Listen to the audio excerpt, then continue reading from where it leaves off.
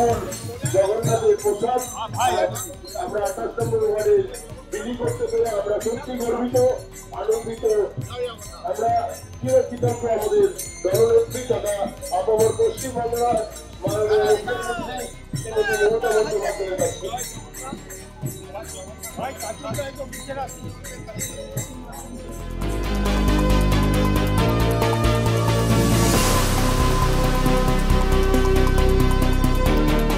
দেখুন, আজকে মমতা বন্দ্যোপাধ্যায় যে জগন্নাথ ধাম আমাদের দীঘায় তৈরি করেছে, তা আজকে শুধু বাংলার নয়, ভারত নয়, সারা বিশ্বের কাছে আজকে আমাদের পশ্চিমবঙ্গের জায়গা আরও উঁচু স্থানে নিয়ে গেছে। আর স্বয়ং জগন্নাথ প্রভুর আশীর্বাদ পশ্চিমবঙ্গের সমস্ত মানুষ, সর্বোপরি সমস্ত মানুষের উপরে আসুক, সেই আশায় আমরা জগন্নাথ ধামের এই প্রসাদ আজকে আমরা আমাদের ওয়ার্ডে, যা মমতা বন্দ্যোপাধ্যায়ের উদ্যোগে আজকে আমাদের এই ওয়ার্ডে এসছে। আজকে আমরা একটা বিশেষ অঞ্চলে, এই পার্টিকুলার হরিনাথদের রোডে, এখানে আজকে ঘরে ঘরে আমরা সেই প্রসাদ পৌঁছে দিচ্ছি এবং এইভাবে আগামী দিনে, মানে আজ থেকে আমরা শুরু করলাম, সমগ্র 28 নম্বর ওয়ার্ডে আমরা এই প্রসাদ সমস্ত মানুষের হাতে পৌঁছে দেব।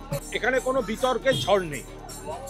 মমতা বন্দ্যোপাধ্যায় দীঘায় জগন্নাথ ধাম তৈরি করেছেন, জগন্নাথ মন্দির হয়েছে, পুজো হচ্ছে এবং মমতাজি ঘোষণা করেছেন পবিত্র প্রসাদ সেটা সকলকে এখানে দেয়া হবে।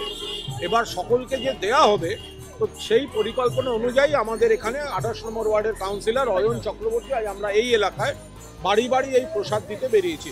যারা প্রসাদ নিয়ে বিতর্ক করতে চাইছেন বা যারা এই বিজেপির, দেখুন, তৃণমূলের সঙ্গে লড়াই করতে করতে ভগবানের সঙ্গে লড়াই করতে যাচ্ছে, জগন্নাথ দেবকে অপমান করে বসছে।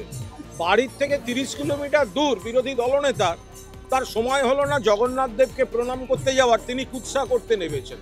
তো প্রসাদের মতো বিলি হচ্ছে। বিশ্বাসে মিলায় কৃষ্ণ, তর্কে বহু দূর। আপনি যখন ভগবানকে ফুল দেন, আপনি কি সে দেখতে যান যে ফুল কোন চাষির বাগানে তৈরি হয়েছে, সেই চাষি হিন্দু না মুসলমান না খ্রিস্টান?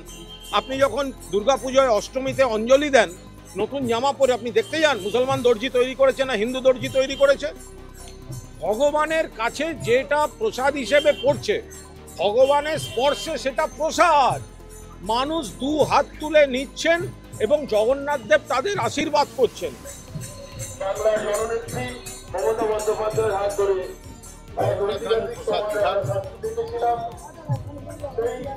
জগন্নাথ মহাপ্রভুর প্রসাদ আজকে 28 নম্বর ওয়ার্ডের প্রত্যেকটা বাড়িতে বাড়িতে